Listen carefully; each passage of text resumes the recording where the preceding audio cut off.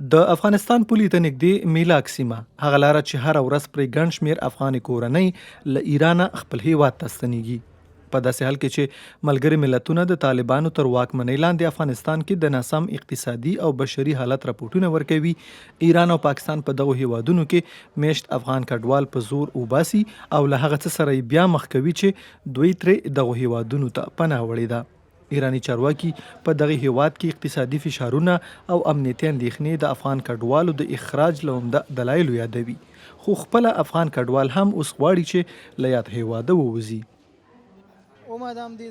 دلته چې راغلم ومې لیدل چې کار او کسب نشته، د پیسو ارزښت یې ډیر ټیټ دی، ګټه نه کوي. اوس ځم افغانستان ته، هلته به یو دکان جوړ کړم.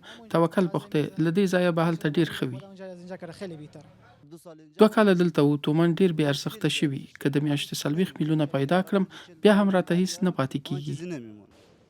د ملګرو ملتونو اړوند خیریه سازمانونو له ایران او پاکستان څخه د افغان کډوالو په ډلهییز اخراج اندېښنه ښولې او هڅه کوي څو ډاډ ترلاسه کړي چې د اخراج پروسه له نړیوالو معیارونو سره برابره ده که نه.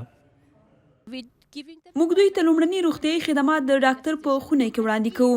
که دوی کومې پوستخانې یا روغتون ته اړتیا ولري نو هغوی کولی شي چې زموږ په همکارۍ د سرې میاشتې ټولنې لخوا بیړني خدمات پیدا کړئ. هغوی په سملاسي توګه خدمات چمتو کوي او نورو ځایونو ته لیږل کیږي او خدمات ورته وړاندې کیږي. د راپورټونو له مخې تیر یوه کال کې له ایران شاوخوا 1.8 میلیونه اسناد نه لرونکي افغانان خپل هیواد ته ستانه شوي او اټکل کیږي چې 800,000 نور به هم په راتلونکو میاشتو کې ایستلو ته مجبور کړای شي.